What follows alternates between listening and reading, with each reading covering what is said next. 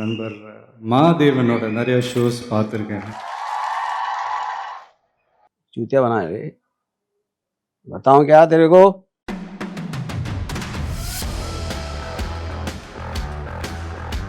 In such a prevailing atmosphere comes a man from somewhere. This is his story.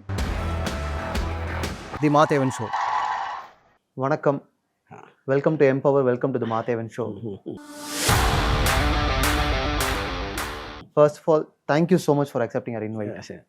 So before talking about Satya, before exploring the world of Satya with you, I genuinely would like to ask, even after gaining a brand value for yourself, you're still reachable and really accessible for youngsters like me. Oh. I'm very curious. Generally, we have seen so many people to get into a shell. Yeah, I mean, I can't speak for others, but I think, like you rightly said, after so many years in films, I would definitely love to share my ideas or the basic concepts, what I have. And maybe film is one way of doing it, telling a story. Another way to tell the intention behind telling the story. So I think that is something which is a very integral part, I think, of being a filmmaker. But you're really open to conversations, and see, this is the first time we are having a conversation. You don't know me before, but still, I think not knowing is actually a better thing, because knowing, like there's a old line goes, which familiarity breeds contempt. When I know what the other person is going to ask me, because I've seen him before. So an unknown person actually interests me more than a known person, because I would probably expect a different way of asking the questions or different questions. what actually intrigued me more was you didn't even ask for my channel's name or. Yeah, I mean, I'd never do that actually. See, eventually I'll go by how the question was asked to me, how the person asked me. So because it's not that I'm trying to make it something which channel has more reach and all that. See, if I like a conversation, even if you're not a journalist, if you just met me as a person also, I might have the same conversation in case I have the time to do that. Yeah. Thank you so much. Thanks again. So today we are going to deep dive into the world of Satya and explore the world of Satya. I have a lot of screenshots of the film. Let's start from censor certificate itself. Tell me about the censorship process of Satya. That was almost the first film when there were galis being used, abuses, like, you know, like a chutya and all these kind of things. They were never used. In fact, there was a debate in front of me among the censor board members, where some of them wanted, because that's a normal thing to cut off all the expletive words. Whereas the other members said that that is the whole part of them. You know, that kind of a language is what makes those characters. So by cutting them off, I think you're just kind of misrepresenting what this film is supposed to be doing. So that I took it as a big compliment, since it wasn't, I didn't have to do that. They among themselves were talking in front of me, and finally they decided to do that. Of course, the A certificate was expected because of the theme of violence being one of the main themes. The disclaimer being the usual disclaimer: all characters, places, and incidents in the film are fictitious. Yeah. Were they really fictitious? They were not really fictitious. In the point, you see, all of them had a reference point, but not necessarily they were gangsters. In effect, what I'm saying, if let us say there is a guy like Kalu Mama, you know, for example, which Saurabh Shukla played. When I was doing a location Ricky, I just happened to meet a guy who was like, you know, he's a gangster, but he's been out of jail for quite some time. So the guy who took me there introduced him to me. So me and my guy who took me, we were here, and that the guy was only looking at him. Kya hai? Said, ye Ram Gopal Varma hai. मैंने पूछा क्या है, क्या बात है? Sir नहीं, कुछ picture बनाना चाहते हैं sir. And in the whole conversation, he was only looking at the other guy. He didn't look at me. So that's very unknowing. See, the point is, he was trying to impress him that he's a director of Rangila, and he didn't bother to acknowledge that. Correct. Okay. Then we started shooting there, and at some point of time, one guy came and said, "Bye, bula rahe." So I went in. So he was with another two people. And he introduced them to me and said, "ये रंगीला 6 बार देखा है, क्या रे रंगीला देखा या उर्मिला को देखा?" And he started laughing and all of, so suddenly became friendly. So I realized because he knows that I know of his reputation, he was trying to play to me. He didn't want to show his original self. Yeah. Original self is a very friendly guy, very, very, that kind of a, he's constantly joking about something. But when I first met him, I said, kya baat hai? Huh? So that was all a play, which is exactly what Kallu Mama is almost like a joker in the gang. Yeah. But when the builder comes, चूतिया बनाए, बताऊं क्या तेरे को? So when he talks like that, he's like, that guy starts getting scared, the way he talks. So that is act he's playing because Kallu Mama knows he'll be scared of his reputation. But the reality is that. So likewise, almost every character in Satya had some kind of a reference point. Like there's one guy I met in a place called the Barachal, this Arun Gauli area. So he said, he was showing me around and he said, "Kya abhi bhai kahan the? Mere sar pe bhai ne ye diya bhai." If he speaks 10 lines, you hear the word bhai 6 times. So he's so obsessed with him, he has no personal identity. Because he lives on his belief on the so-called bhai, which is what I put in Chandar's character. Oh. Bhikhu bhai kahe, thate, mere sar pe, and this and that.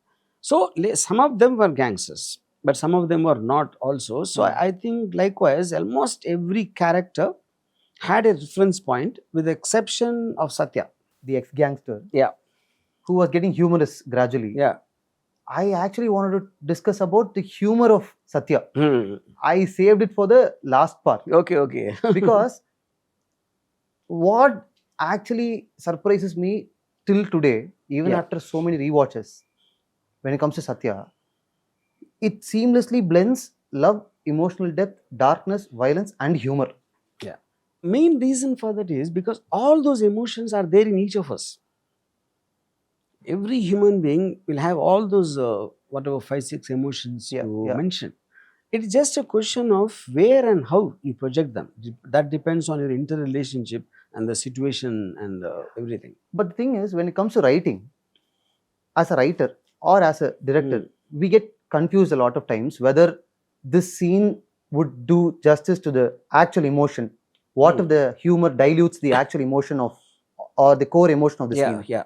I mean, that's a little tough thing to even project when even the writing, and I would say even at the shooting stage, probably reasonably you'll understand at the editing stage or when someone else watches the thing. See, for example, when Neeraj Vora, the music director, when the bullet hits from the van and the bullet hits the glass, everybody in the theater laughed, and that laughter was mainly because of the character of Neeraj Vora, the way he reacts to it. See, humor and horror, fear are very closely intertwined. The way you react actually, which crosses the line, So if you look at it, instead of Neeraj Vora, if there was some other dangerous gangster, I don't think people would have laughed there. It would have ended up being a dark moment. Yeah. It's like, you want to see a guy who's like a sleazy guy get scared, like how he's tried to come on to Urmila's character. Correct. And all that, yeah. So was it intentional? Was the humor there intentional? Did you ask the actor to react that way? Not really, but I think the way he was pitched itself in terms of in the film, and the way he's playing the harmonium and talking to Urmila, I mean, a guy obviously would react like that on. The writing of Satya, there was not much of writing, but I was very clear about the characters I was dealing with. And they're all such excellent actors, no matter, starting from Manoj Vajpayee to even to Chandar, who I picked him from a theatre, and Makarand, all these guys. Most of the scenes in Satya were improvised by the actors. And the humor flowed in almost naturally, seamlessly, where neither me nor the actors, I don't remember, we consciously thought there should be some humor. Oh. Yeah. Because when in real life, I think humor becomes a very important part of normal conversations. Yeah. All of us, when we meet and talk, there's bound to be some humor creeping in. No matter what conversation. I think that is where it come in rather than it was being intentional. Just before very serious shootout, you have added an adult joke. Yeah. See, this particular scene, when I asked Anurag Kashyap, I need a distraction before the gunshot comes. I don't want the audience to preempt that something is going to happen. So if they came to extort money from someone, when they are talking something, the gunshot should come as a real shock and surprise. And for that, I need an emotion which is contrasting that. So which the best way to do is to joke. And somebody told a joke and they're all laughing. In the middle of the laughter, the gunshot came out of the blue. You know? So the only thing I told him was I need a distracting joke where it takes away the attention of the audience from them expecting something happening. And then Anurag Kashyap wrote this joke. He came and narrated to me when I was sitting in the makeup van, and I frankly didn't understand the joke. But he said it with so much of excitement, and seeing his face, I thought this will work. And because I was not really particular about how good the joke should be. You just wanted a distraction. Yeah. And I thought if Anurag is speaking with so much of excitement, it must be something. Okay. And only understood it much later when we were dubbing and all that. Oh, even when the actors performed, you did not get it? No. Because my concentration was on how they will react when the gunshot comes. You generally, your approach when it comes to the scene, the gunshot is a surprise and a shocker to the characters and at the same time to the audience too. Yeah, correct. Yeah. That is how you want. That's exactly the point. Yeah. Okay. So in fact, when the gunshot came also, I didn't tell the actors when it was going to come. Satya starts off with this guy. Yeah. Brilliant creative decision. This, I did it in the editing time mainly because, see, I felt this guy is actually he's a journalist from Filmfare who came to interview me. Yeah, his name is Saber. So when I thought there was something very, I believe in what I call a screen presence. A screen presence is a face when you see you don't forget. True. You know, yeah.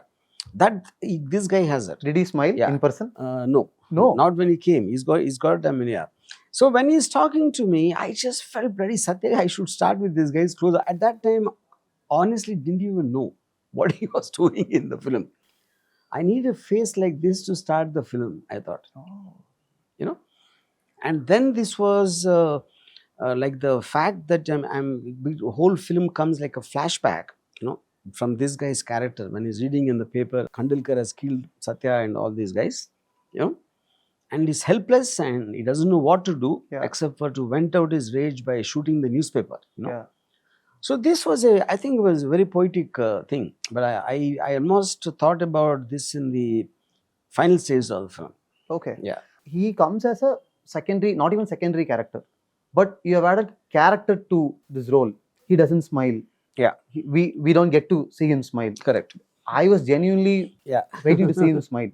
So from where did that thought come? See, I mean, I always get like very intrigued, you know, my study of characters in films, I think started from my understanding of Godfather.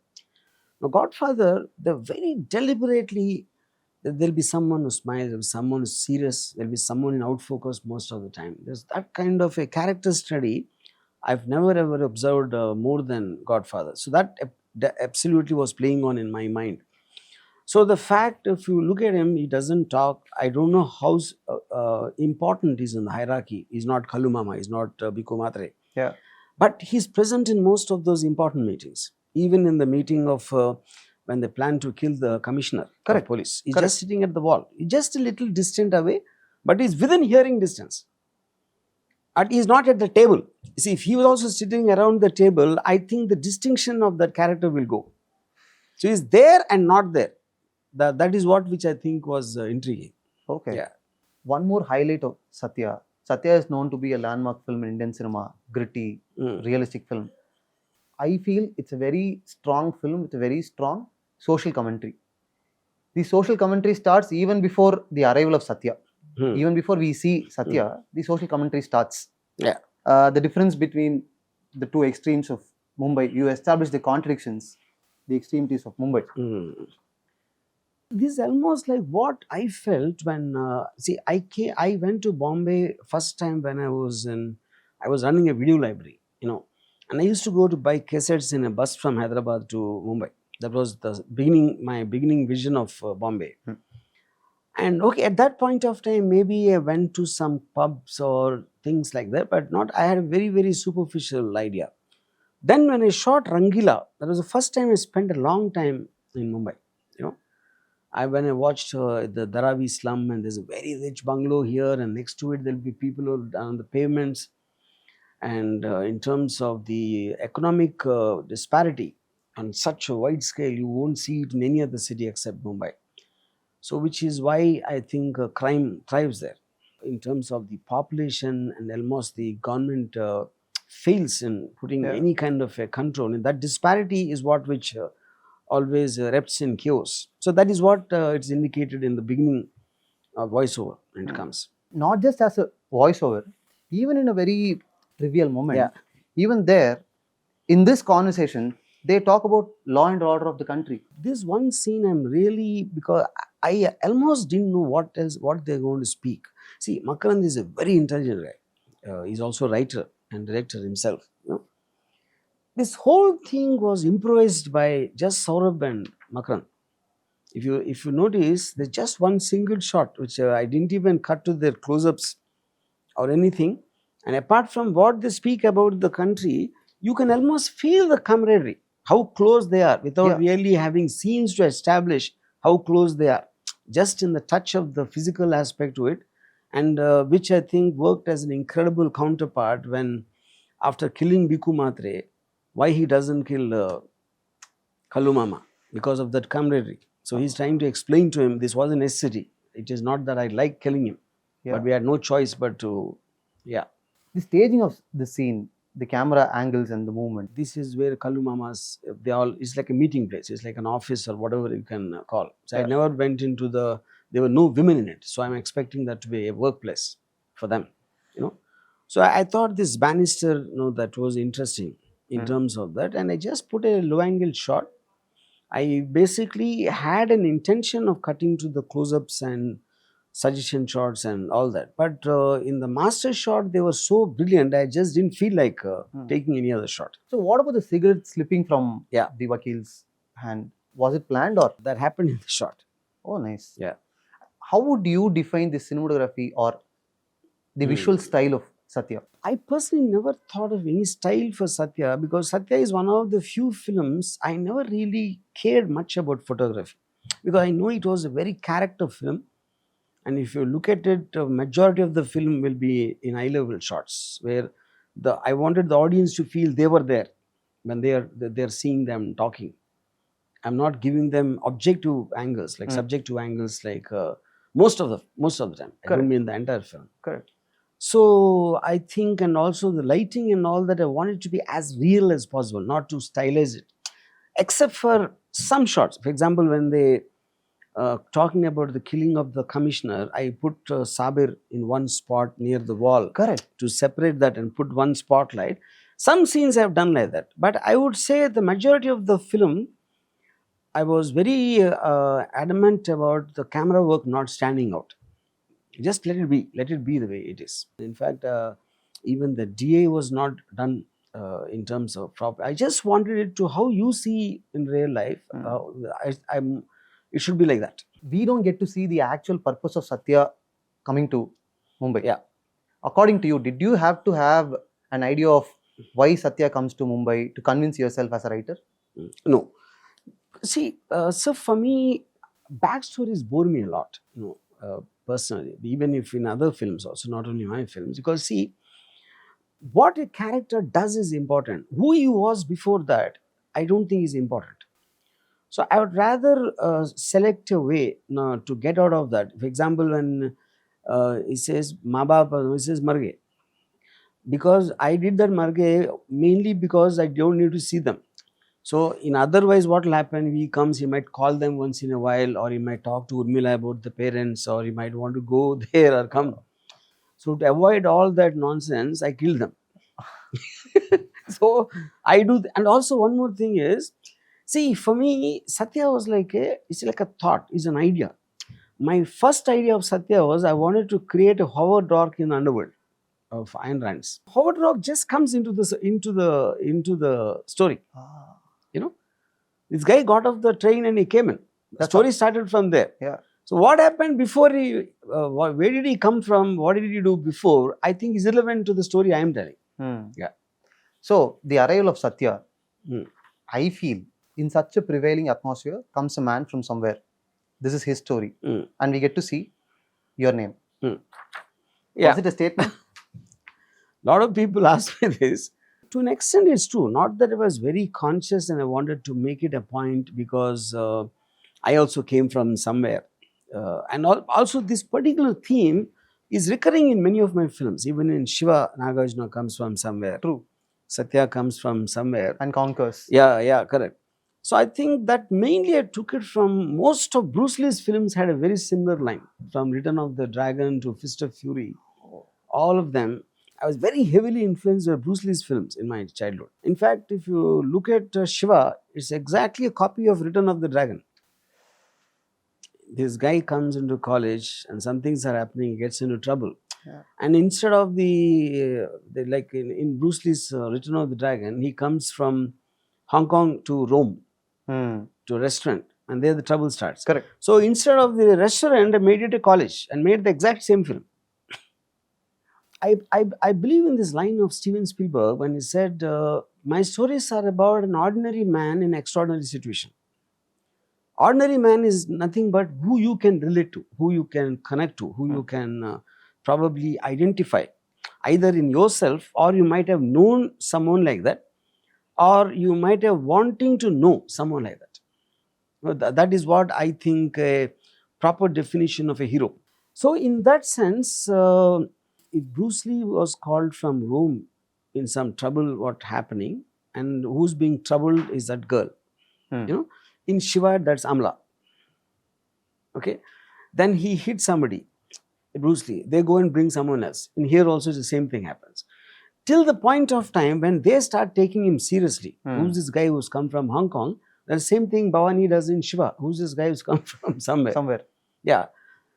Including the climax is a solo fight between Bruce Lee and Chuck Norris in the Colosseum. And here is a solo fight on the terrace between Nagarjuna and Raghuram.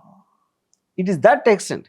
So I believe everyone has the same story. I do not believe the stories are different. And in fact, I feel stories are highly overrated thing in a film. A lot of people don't agree with me on that, because it is the characters, because characters create stories. Stories don't create characters, because each character will react differently in a given situation. So you rather follow the character and make something out of it is what I believe. I agree. Yeah. So when it comes to Satya, being a very strong character-driven film, while building or while designing the character of Satya, what are some of the do's and don'ts that you had in mind? To be frank, I was very confused with the character of Satya. I was not confused with any other character, because I didn't know whether he's a cold-blooded guy who's got a warmth in him, is something relatable, especially that happened to me almost till I shot half the film. And you will very clearly see those inconsistencies in the film, because when he kills Jagga and this guy puts his hand on him, appreciating the work he has done, he blushes almost. But the same guy, when Bhikhu Mhatre and his wife are having a fight, it'll be like a zombie looking at both of them.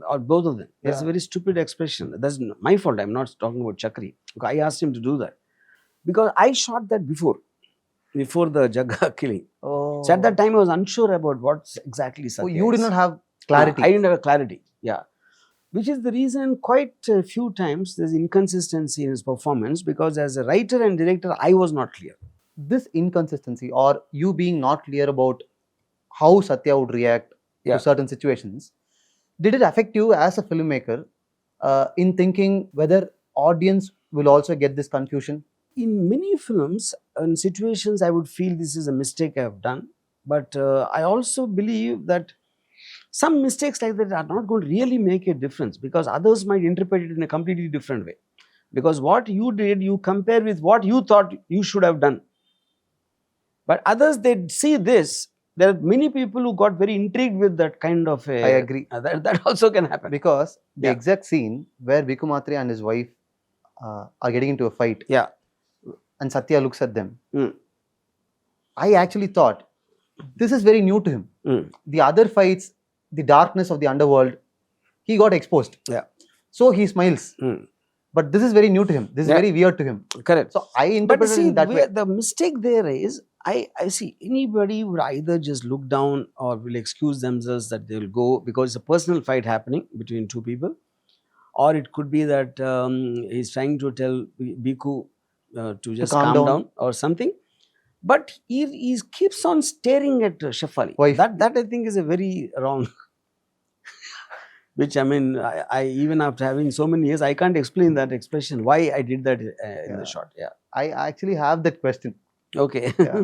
Because that's a very, very interesting scene. When I was a small boy, I watched Satya for the first time. Mm. I was not able to understand what was actually happening in that scene because I was a small boy. Mm. I was not able to get the man-woman relationship or husband and wife equation. As I grew up, Yeah. as I watched Mm. a lot of other films, and once I revisited Satya, this scene hit me so hard.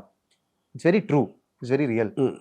My question is, see, when you watched it as a kid, obviously, otherwise you would have seen in your relatives or maybe in your family something like this happening. Which could be a relatable factor, even though you were very young. I mean, I think that's exactly the point. To see him as a human being, and what makes him human is his relationship with his family. It's someone so intimate, like a wife. So that is the only reason I put that. Did you have any reference point? Meaning, have you ever seen a gangster being treated this way in a mainstream film in Indian cinema? Not really, but definitely I'm sure I got that from the novel Godfather. And many fiction books, not necessarily only Godfather, which definitely is one of the important books, and from James Hadley Chase to many other novels. But I'm sure that training came, my understanding came from that. I ask this question because most of the times when we write a strong character, as writers or as directors, we maintain the rudeness, we maintain the ruggedness. But you brilliantly, seamlessly blended everything, every emotion into Bhikhu Mhatre. Yeah, that is what I'm talking about, a clarity of a character. See, most of us, we don't behave exactly the same way with the different people. You could be different with your girlfriend, you could be different with your wife or your father or your colleague or someone you very formally meet, or you met me for the first time. Just like this you are, you might not be the same in behavior. Yeah. But there will be one underlying common thread. So if Bhikhu Mhatre is when with his wife, he's like this. And if he's with Satya or if he's in some other place talking to Bhau, depending on the direct emotion, he could be different things. But underlying his body language and the way he talks, he thinks, he reacts, you can see a consistency in that whole thing. When he sulks with Bhau for why did you kill Gurunarayan and all that, I could see the same thing in this scene also. Because that is his temperament. Oh, nice. Yeah. Bhikhu Mhatre is also getting slapped by his wife. Yeah. Here. Yeah. So these elements, did you think audience might like degrade the value of Bhikhu Mhatre or something like that? I mean, if it is done by someone, see, the point is him allowing her to slap and not reacting to that in a way, it shows about his feelings for her. So, like, it's like a child slapping you. You don't take the child slap seriously.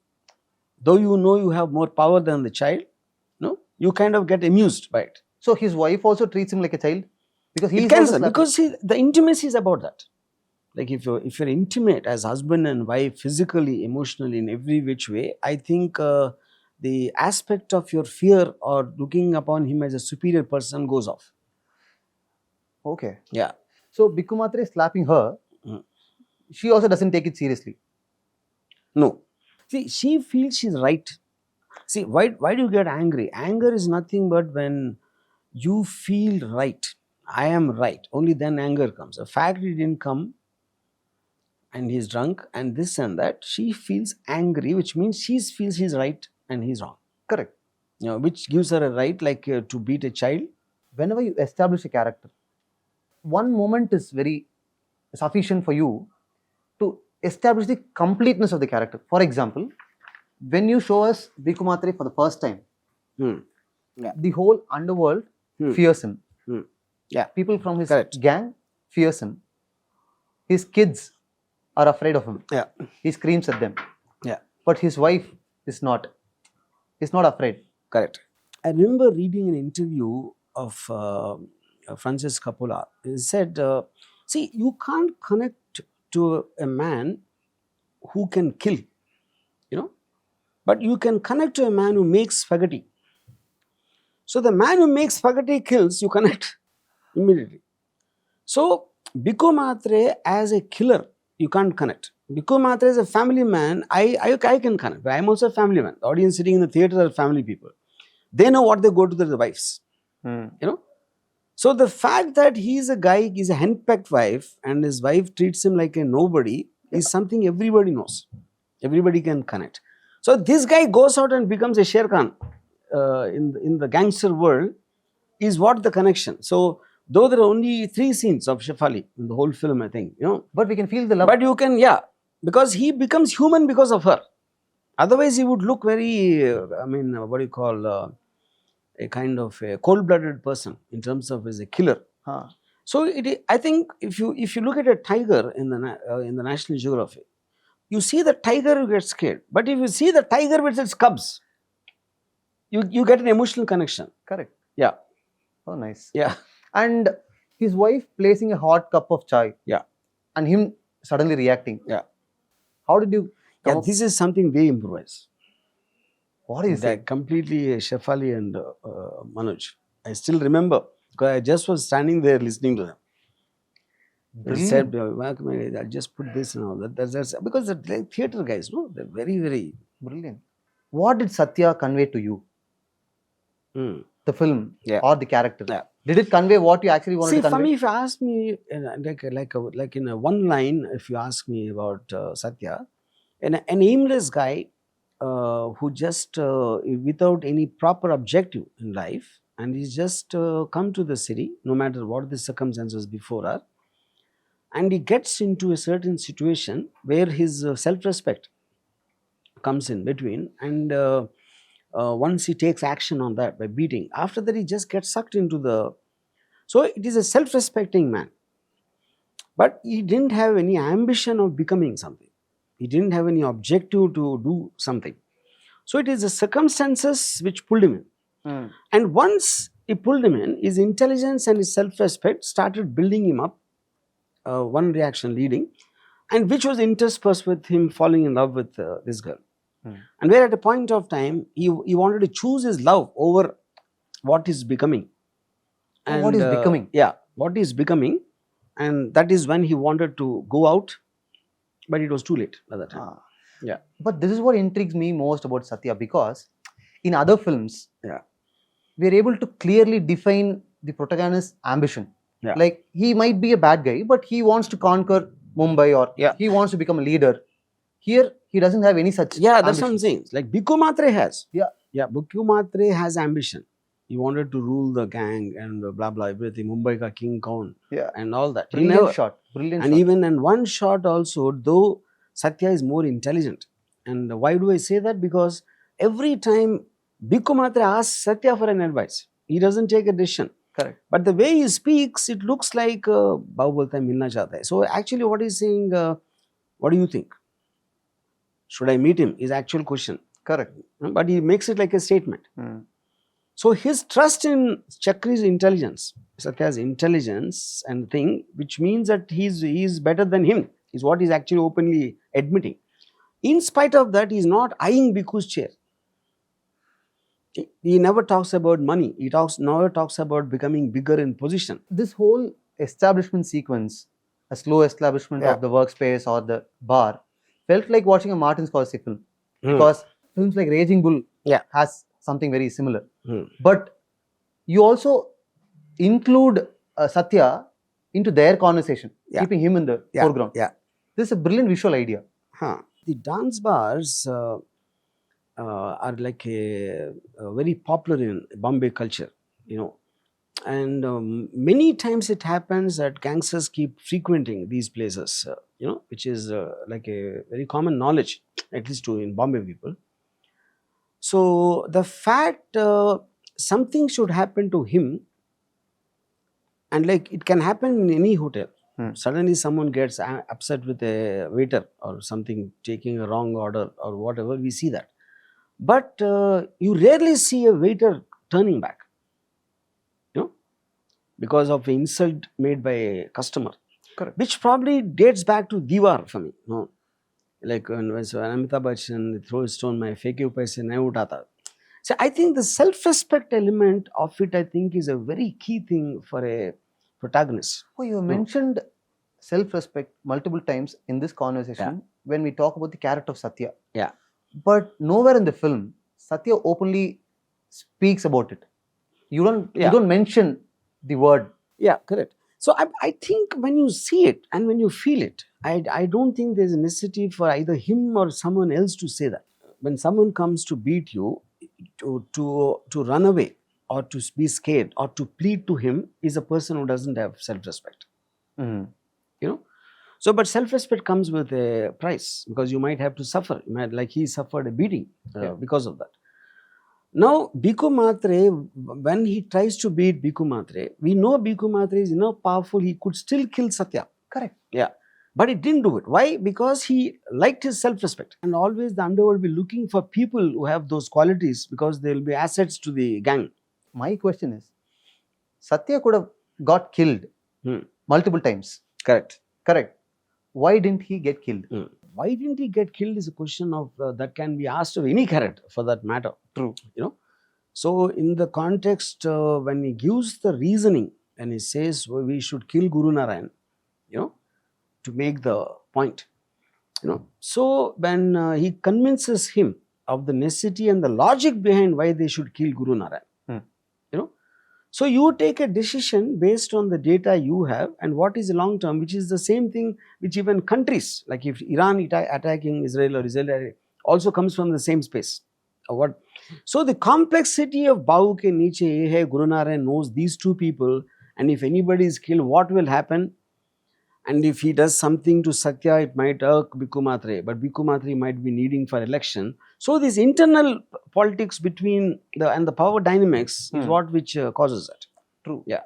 So tell us about the staging of the scene. We see the establishment of the bar, and Satya comes and stands. Yeah.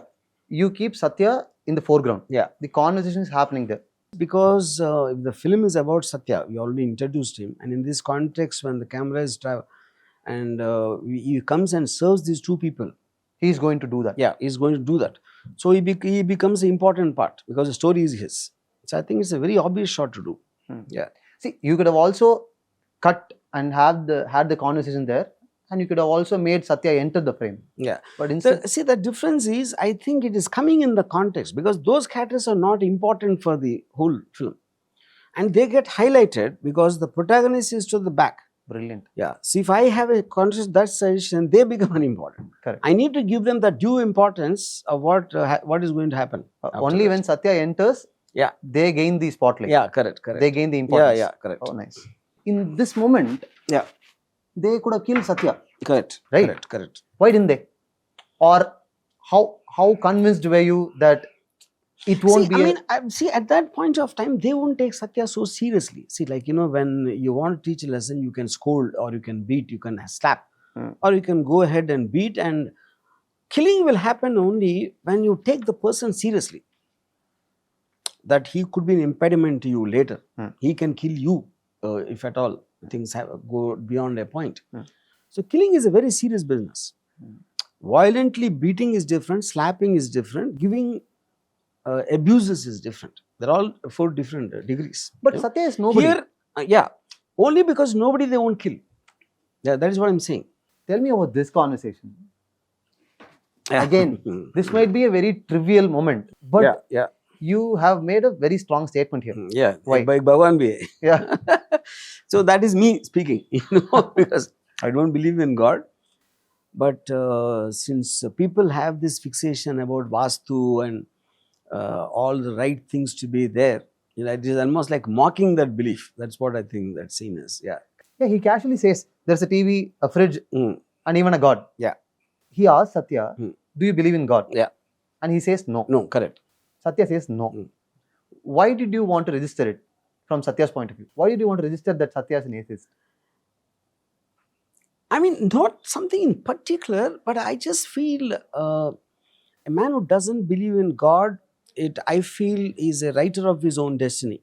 Because whenever it says, Bhagwan hai, you're expecting something to happen. And Satya I thought was a character who will not expect someone else to do something for him. You know, that for me is my general definition of a guy who doesn't believe in God.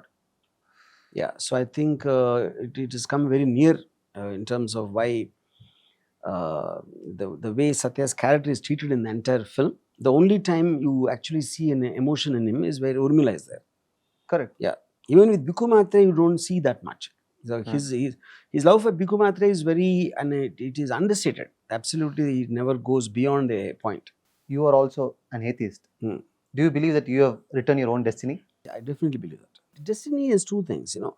I can't be stupid to think that I can write my destiny, but destiny is something which is not in your control. Destiny is something which happens, could be in a good way or a bad way, depending on the situation. And but whatever is not in your control, you shouldn't waste time thinking about it. That is what I see. So what is in your control is the decisions you make. Correct. Which activate your work or whatever you are doing. So I'd rather spend my time in what I can do than to hope or think of what is not in my control. Destiny makes a decision on me. I'll make a decision on top of destiny. I wanted an introduction of Urmila because this is coming after Rangila. See, all of them were just like that introduced. And most of the characters, they're not any dramatic presentation. You know, I just felt for Urmila, I needed the first shot to be dramatic. In terms of something. So I just thought of that sequence of the power getting cut and whatever. And symbolically, it is like almost, she's like a light coming into the darkness of his world. Yeah. That is exactly how I felt. Yeah. You mentioned about utilizing the geography when talking about Kallu Mama's office space, workspace. I think the best utilization of geography is here because I always look at him as someone caged. Yeah. And she's free. I mean, this interpretation I also didn't think about. In fact, my big problem of this was, if she is singing and both of them are facing this side, he can't see her. Correct. So when I felt, if he is curious about who's singing, he should have come out of the door. Is he not curious? No, he was not, which I think is wrong. You know? So I had a problem with that. I almost wanted, in some way, if he's in the eye line, he can see her. But I thought Satya kind of person, going to the door and seeing her from the back, it is not going to work. So I thought if the audience can see both of them, it should work. But I think technically it's wrong. Yeah. Technically it's wrong. I think so. Okay. But I feel it's a brilliant shot because... Yeah, maybe as a shot, that is exactly why I did it. I thought it's looking very nice. But I didn't think of it that he was caged and she was free. I didn't get into that interpretation. Oh. Yeah. Okay. So that's your contribution. Cinematography of Satya peaked here, placing the characters above. Now see the point, the fact that Mumbai ka King Khan is coming this is a line which Manoj himself said. There was never in the script. It was never in the scene. And I think choosing this location, I'm having this composition of almost the entire Bombay skyline is below him. Yeah. And he's like a king. Him above Mumbai. King above. And I that line, 100% I believe it is Manoj's line. And he got inspired because of the way he's made to stand there. Because those days we didn't have monitors. Manoj didn't see this frame also. Oh. Yeah. And apart from that, he had a fear of his vertigo. Fear of heights. Manoj. So someone was holding his feet from down to give him courage to stand there. And he is saying this line. Yeah, and he's saying this line. But once Manoj pitched the idea of saying this line, only after that you composed this shot? No. Oh. Because the shot was composed for that. That I wanted him to be a ruling Bombay. That was the reason I composed that shot. But the line, he said that. The conversations between Bhikhu Mhatre and Satya, அது ஒரு limit குள்ள இருக்கு. There is a fine line, right? How did you figure out the meter? This particular scene where they speak and he tells him you leave the underworld and go to Dubai and all that, this is actually a scene. It was shot after the whole film is over, because when the whole film was done, I basically showed it to some people. Okay. Like Urmila's parents and some friends, my uncle, and a lot of internal people, None of them liked the film. Not a single person. And they thought it was whatever, too dark and a lot of things. But at that time, there's no score. There's no background music. They saw it justly with the dialogue, And one of my brother's friends, he told me he didn't like the film, and he told me the problems with the film. In a handwritten note, he gave me around some 15 odd points, out of which I took some 6-7 very seriously. I thought he had a point. One of the things he mentioned is, Satya seems to be a guy who's just like brings trouble into everyone's life. Wherever he goes, people die. Oh, and brilliant point. What kind of a character is this? And I don't feel any kind of a empathy for him, is what he said. Then and then he told me, when he comes to Urmila and he says, let's go to Dubai, and she goes to tell the parents, and he hears a sound. He goes to the window and he sees the police jeep coming, and he runs just after telling this whole thing. This is how it was. Once he told me the bonding of Satya and Bhikhu Mhatre, why Bhikhu did it to him or why Satya did it to him, and to make Satya more human is very important, I thought, after reading those 15 points. Oh.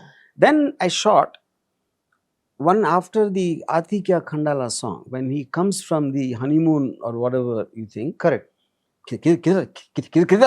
He's so concerned about gang war is happening and this guy disappeared.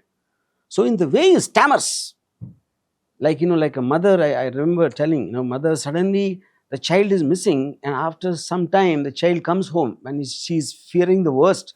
So this was your input. Yeah, this was my input. So the stammering was caught by Manoj. Yeah, that is the brilliance of an actor. Nice.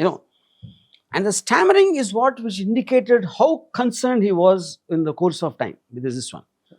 Then I shot this scene which you showed me, where he's telling about, I don't know, I don't want anything except Vidya in my life and this, and he's looking in as a friend, and right now it looks like the whole thing is done, because Bhikhu Mhatre has become the king, Guru Narayan is dead, Babu has become close, again they became friends, they just sang that song. So everything is done. So leave him free to be with his girl and to enjoy his life as a normal person. Yeah. Is a gift he's giving to Satya. So that him confiding in that about his deep personal love for her and him giving it as a gift made the biggest bond. Now I can't imagine Satya without this scene. Correct. But this scene was only because of my brother's friend observations to me. What are the other points he gave you? Other point is when I said he goes to the window and he looks and sees police and he runs in the original version. Mm-hmm. Now I took one close-up of him when he sees, just one close-up of him is undecided, not knowing what to do. That helplessness close-up, I took it after that. Oh, brilliant. Yeah. So whenever people... Like this, some edits here and there and things like that. But I shot for around let's say 3 days more after his observations, and some editing corrections here and there. Yeah. So that person, your brother's friend, is not a creator. Is not from the film. No. He's just a watcher. He's got nothing to do with writing or films or anything. Okay. His feedback. Yeah. Did it affect you or? When we were sitting, all of us were sitting after the show, and we got negative reactions. They were disappointed that people are not liking it, but they didn't know. They also didn't know what the hell was wrong with it, And some people were trying to protect. You can't just take the opinion of a few people and this and that, But what my brother's friend did, he gave the reasons. So, I mean, I can't say, I can say like it, I don't like it is okay. But if you say what kind of a character, this guy is like a, I mean, he's just like a shani. That's a word used in Telugu, you know. And so from the way he wrote his reasons for why he did not like the film, I understood what could be the cause. What is the cause for that, him feeling that. And then once you correct that cause, the film should work. Yeah, the film feels complete. Complete, yeah. Yeah. So in the context of that, like, you know, I took his advice seriously to the point of reshooting and re-editing some parts of the film. Whereas when I first sent the film total to Sandeep Chota, the background music director, he told me about this thing when Satya and Vidya come to see a film, and there this informer tells the police and they come and surround, you know. He said, Ramu, till that the film is brilliant, and this is so stupid of this police coming and trying to surround the theatre. Now, even when I was shooting, I knew that there was a fundamental flaw in that scene. What is that flaw? Because the police, they know it's a dangerous criminal who killed the commissioner of police. If he is in the middle of 1,000 people sitting in the auditorium, why would they expose themselves? And why would they give him that chance to take someone a hostage or something? Logically, what they would do is they'll come in mufti, they will be outside, and when people are coming out, and they'll let the informant point out that guy. And then, without him knowing, they'll pounce on him to catch him or shoot him, whatever they want to do. Correct. But nobody will come and say, "Aap log ke beech mein ek mujrim hai and a criminal hai." All that. That is a stupid thing. But why I did that, even when I knew it was a flaw, my main point of the story is, how will he escape without Urmila knowing he's a gangster? That was my main thrust of the screenplay, you know. The emotional tension. The emotional tension. So he creates a stampede and goes, you know, the film. Now when Sandeep Chowdhury told me, the police are behaving so stupid, you know, he and his entire team felt that, his musicians team, you know. Then I did it at the time because though I know it is a fault, when I was narrating the scene, nobody said that there is something wrong in this scene. Neither the actors nor the crew members or anyone, you know. I must have told at least 7-8 people. So I thought I'll get away, because lots of times in films you'll get away with this kind of logics, you know. And Sandeep said, I thought we caught, but now we didn't have time, and I also didn't have an alternative idea of how to repair it, even if I want to. So I just let it go. And strangely, in the last 25 years, except for Sandeep, no one told me this. Correct. Which I still think it's a valid point, what he said. Correct. Yeah. But see, you have a valid explanation for why you kept that scene. Yeah. For the emotional drama. Yeah. Without Vidya knowing, Satya should escape. Yeah. I thought you kept it to establish Satya's smartness. No, whatever. See, that is a part of smartness, is because he doesn't want Vidya to know. Correct. Yeah. Correct. See, he could have left her and ran if it was that, you know. So the point, whatever it is, here it is not about why Satya did what. It's about how the police can be so stupid is the main point of the logic. you know. So logically it doesn't make sense. No police will ever behave like that in the case of a man like this. Correct. Yeah. So when people come to you with such feedback from your own team or from others, your ego doesn't get hurt? The creator ego? Ego is not the point. I always will, measure it against what can be, like Alfred Hitchcock said, where drama begins, logic ends. That's one of the fundamental points of so-called commercial mainstream cinema. So in the name of correcting the logic, it actually, you might lose out on the narrative drama. So those decisions you have to take. If it works, it works. It doesn't work also, it will be, if suppose Satya didn't work, I am sure this would have been one of the topics. Correct. See, in the flow when it is going, sometimes you miss this huge. See, these points will be there in Rangila also, in Shiva also. It's not that all films will have that, both bad and good films. Sometimes you get away, sometimes you don't. Correct. So that is a decision you have to take. Once you introduce a character in Satya, you always include them most of the times. Yeah. For example, you introduce Vidya to us. Yeah. And after that, Vidya seems to be there. Hmm.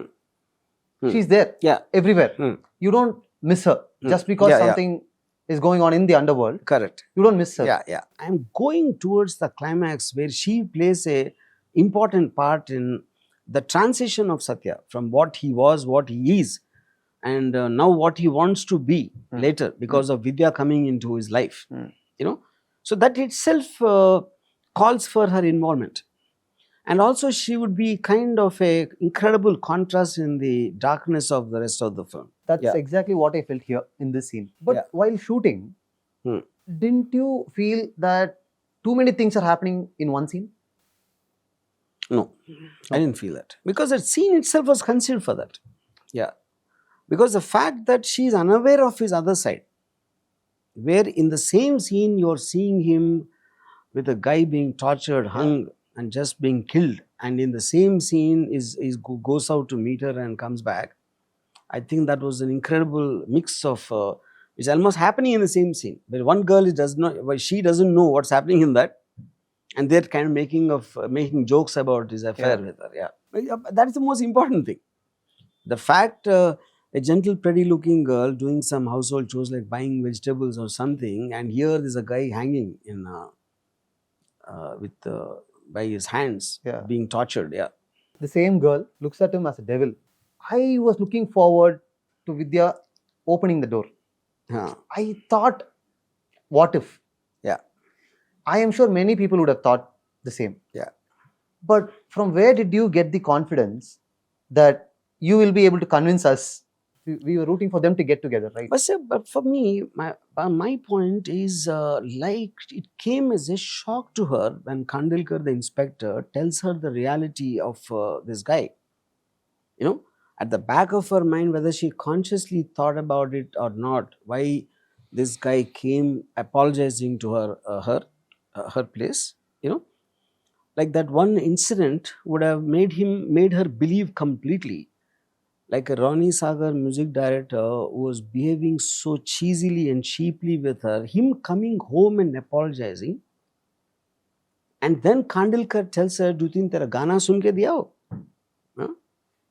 Marne ki dhamki diya ho? Banchad mother chod ne." That one thing is enough for her to believe that he is not the guy I am thinking so far. So all the rest of the things become true because of that. So whatever he's saying, gangster hai, isme murder case hai, all that, police commissioner ko mara hai. In all that, what is directly related to her, he proved. Because it's impossible for her to conceive why that guy will come and apologize. The music director coming to their home and giving her that song or whatever, blah, you know. So whatever I thought so far, he's not that. That itself will scare her and completely disorient her in terms of her feelings towards him. So why would she open the door? And there's emotions, and they felt that, and they're almost planning to go leave the country and go to Dubai, and she's planning her whole life ahead, and now she realizes the monster is not the same guy. So her reaction will be fear. But at the same time, she knows he genuinely loves her because he doesn't need her. He never looked at it as a sex object, just to a physical thing. He's genuinely in love with her. Correct. But the fact is, he is not what she thought it was. And I think that's a mixture of that, which is the reason there is a grief in her face. She's crying at the time, she's dead scared. Why didn't you show them being intimate? We don't get to see them being intimate physically. I mean, I somehow... I never felt there was a reason for that, you know, in terms of, I always felt when you show intimacy, the love takes a backseat. I know it sounds very stupid. I don't know even if I'm convinced about it, because I just feel love as a emotion is very different from sex. You know, in sex, I think it's very difficult to show love, because the desire of the body is overwhelming emotion in sex. You know, like we look at it even in Rangila, I never showed an intimate scene. I never showed a kiss also. You know, so I think it would be that. Okay. Yeah. My point of view is Vidya is also a main reason for Satya to get killed on that day, Correct. right? Correct. So, Because if he didn't come, like Kallu Mama says, I already put the entire thing, I made the plan of your escape. And he doesn't want to go unless he sees Vidya. correct. That is the reason he got killed. Not just that, if she had opened the door, Yeah. maybe, Mm. we don't know, maybe, but she decides not to open the door. Mm. So, she also killed Yeah. Satya in her own way, with her own contributions. Yeah. That would call her for a guilt, which I think she gave in the end after Satya is lying down dead, and when the police come and as I took a close up of Urmila, you can feel that, can see that guilt. It is not like she's not relieved that he's dead now. Arey mera life mein se ek gaya. She's not thinking that. You can see that she's still feeling that. That comes out of guilt. So it doesn't need to be spelled out. So, why did you want to involve Vidya in Satya's killing? Because Satya Yeah. would have got killed somewhere else and the news would have But I reached. think the emotional drama, because that is putting a proper end to the love story. Satya is, see, what is Satya? Satya is actually a love story with the background of underworld. So all these other characters are atmospheric characters. They don't belong to the main plot. The main plot is actually Satya and Vidya. Okay. Yeah. So it is imperative that she is there in the death time. Did you have this climax in your mind when you started writing See, the... this climax is the reason I made the film in the first place. And this climax I copied from a James Adlich's book. Yeah. I'm not very sure of the title. I think it's My Laugh Comes Last or something. In that, there's a killer who falls in love with this girl, and he comes and she doesn't open the door. You know? So that scene from that book is what which gave me the idea of the film in the first nice. place. Yeah. Oh, nice. That is the image. Yeah. Oh, nice. The only difference there is she's not inside in the book. She's just outside somewhere. She's not there at that time. So he gets caught because he comes to meet her. Oh. Yeah. But she's not there. She's not there. Without knowing that, he knocks the door. Yeah, correct. Oh, that's even more interesting. Yeah. Yeah. Okay. After almost the final reel mixing was getting over, suddenly it hit me. I could to see the last reel, the death of this Kallu Mama to Satya or whatever was happening. Suddenly it hit me like a thunderbolt for the first time. Exactly what is the film I made? You know, the fact that not a single one of them are bad people, including Bau, I'm saying. All of them are caught in the situation. There are murders happening, there are killings happening, and all this is happening. But they all seem to be victims rather than the people who are creating that violence. Correct. Everybody who took the gun died, including the protagonist, Satya. You know, so that is where I thought of this line. My tears for Satya are as much as those for who killed them. See, all of them are victims of circumstances rather than any one particular individual who's doing it for a certain selfish purpose. So you connect to the emotions. Like even when Bhikhu Mhatre is killed, when Bahu says, "Itta sata jab main sadak pe se uthaya." So he's feeling hurt. This guy, I got him from there and put it, and he bloody comes on me. So the betrayal is what is which angered Bahu. So you connect to him also there because you don't know the background of Bahu and Bhikhu Mhatre. Without these words, do you think the impact of the film would have been different? I am not sure about that. I feel, first of all, a film, I'm not sure if it works because of the in the finale of what happens, you watch it, you like it or you think about it as it is going, you know. So, and more or less, even if I didn't say this, I think whether people will be conscious about it without me writing in so many words, but they would more or less feel the same thing is what I feel. And that's what I'm asking. Yeah. We felt the same. Even before reading these lines, we felt the same. Yeah. So what made you add? I don't need to do that, you're Yeah, saying. yeah. Possible. Some people said, in fact, this guy, Khalid Mohammed told me that, no, I don't think you should have those lines. No. You are verbalizing already what we felt. Correct. You know, yeah, this must be my overreach, you know, whatever you call. Satya has impacted so many films and filmmakers. if we deep dive or if we look at Satya again, will we be able to find the impact of Sholay in it? I would think so. I mean, maybe, see, the 100%, because, see, what is Sholay for me was the characters in terms of almost everyone in the film. It's not about remembering. You have a, including the guy Ramlal who's just doing it. It's not a single character I can remember who doesn't add something to the story, underlying emotion. So whether it is Bachchan's Jaya Bahaduri's thing, or Dharmender, Basanti, and everything is so pitch perfect, including people who come in one scene like Sanjeev Kumar's family massacre, for example. So I think that kind of a seriousness from a director's side to make every character give equal importance, irrespective of their length, I would think my understanding of cinema started from there. So that I would say, maybe there's not a direct scene comparison.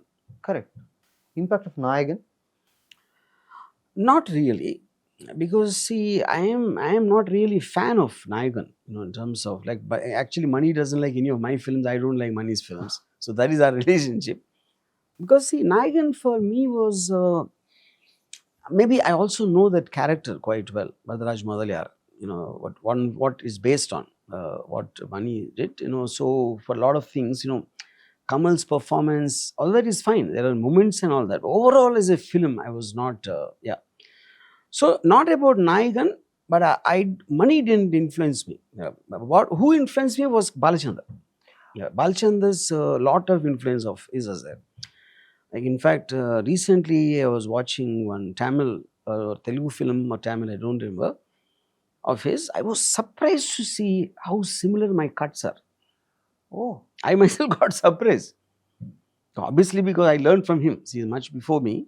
So I was, the editing part, the dialogue and everything is so similar to mine, which means it came from there. You just mentioned you and Maniratnam. You both don't like each other's film. Yeah. But you came together and made a film. Yeah. Trida. I think we like each other as people, and we both wanted to go and write, me and him writing both the films.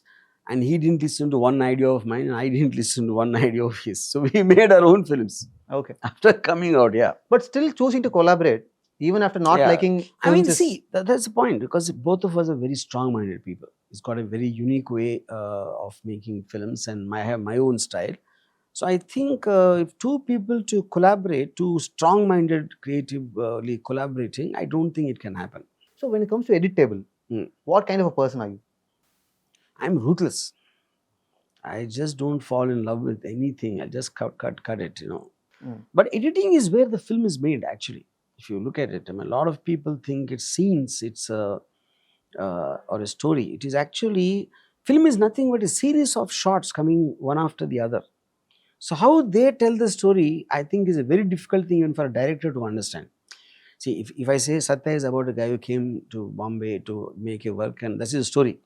But in the film, it's coming, one shot is coming, somebody is talking something, and then the railway station, a guy walks in, you don't even know he's Satya. But when I'm telling a story, I will say he's Satya. So by the time the audience realize he's Satya and the protagonist, it might take some time. So the story will come in a very different way. And each person will come in a different way. Is there a moment in Satya that you yourself felt really satisfied about capturing it? See, many times I felt that, because one is because one I'm working with extraordinary actors, and to see something which you thought about, or maybe something in the writing paper, to see it come alive in front of the camera is a joy. My favorite scene, I would like to think, is when they plan to kill the commissioner sitting in that room. Why? Yeah. I just thought there was so many, like Bhikhu Mhatre, he's just, as a gangster, is showing his grief through anger. The fact the guy who's dead, Chandra, didn't listen to him. And Kallu Mama trying to quell him down. Don't take it so seriously, and this is the world we are living in. And then Chakri coming up with that logic of the only way we can escape them is if we attack them instead of running away. So there are so many elements in it, And then this guy sitting in the corner listening to them. just taking in. It was almost like that guy represents the audience for me in that scene. They're listening to 3 different point of views. Yeah. So structurally, I feel I love the composition, the lighting, and everything. In that. Nice. Yeah. Because many people who come into the crime, I don't think first of all they realize they're becoming gangster. It happens so subtly as you're going in, before you realize you're in that position. And once you're there, it's very difficult to come out. So the gangster is like a probably an unruly guy. Like when we are civilized, we go to school, we'll say good morning, bye, how are you, and all that. That is how we are trained to be civil people. And a rebel won't do that. Like the guy in the last bench might not do compared to the guy in the first bench of the classroom. So there will be some animal quality, a wild animal quality in the so-called rebels, if that's the right word to use. So in fact, I told this to Manoj. The way you sit in the chair, the way you laugh, in your eyes also, there has to be, there's a difference between the look of a domestic cat and a wild cat. They both look like cats, but just the body language and eyes give away. Oh, nice. Yeah. Were you a rebel in school? No. I used to look up to rebels. I think I didn't have the courage to become a rebel. And also, on my understanding of it, to rebel and all that, I find it very childish. See, the very germ of Satya, I mean, actually it started in a very funny thought of mine. Because I was with this producer called Jammu Sugan, you know. And he just got news that Gulshan Kumar has been shot, the T-series Don show, you know. And they have this habit of when they talk like about a person's sudden death, you'll always recount the events which happened. I met him last week, or I was talking to him on the phone just now. You know, they have a habit of that. So Jammu was telling me he woke up at 7:30, he called me at 8 o'clock, and then he was supposed to meet this guy. And he gave me some 4 or 5 key things which he did before he was killed. So at that time, I had a funny thought that what time would the killer have got up, woken up? If he woke up, the man who's going to die woke up at 7:30, what time was the killer? So did he have his breakfast before killing or after killing? Did he tell his mother to wake him up because he has something to do? Oh. And suddenly, as those thoughts kind of continued, I realized we always hear about them either when they kill or when they die. What do they do in between? That should be the film. You know? And that kind of further. So to give them a ringside view into the underworld. Correct. You know, it is not seeing them from far and imagining things and hearing about them. See them up front. Be in their homes, be in their office, be in their relationships. You know. So suddenly you see them as ordinary, as normal as anybody else. So this was my fundamental thought first when I started. Thank you so much. I had a great time. Yeah. Thank you so much for accepting our invite again. Yeah. Thank you. I think this is the most comprehensive interview on Satya I've done since the film release. Just had the opportunity to do this Maathevan show, and I really like this concept of talking to a filmmaker about one particular film.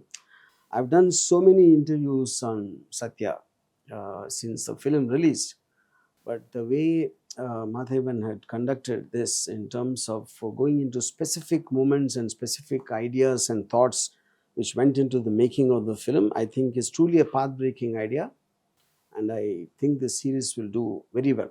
Thank you.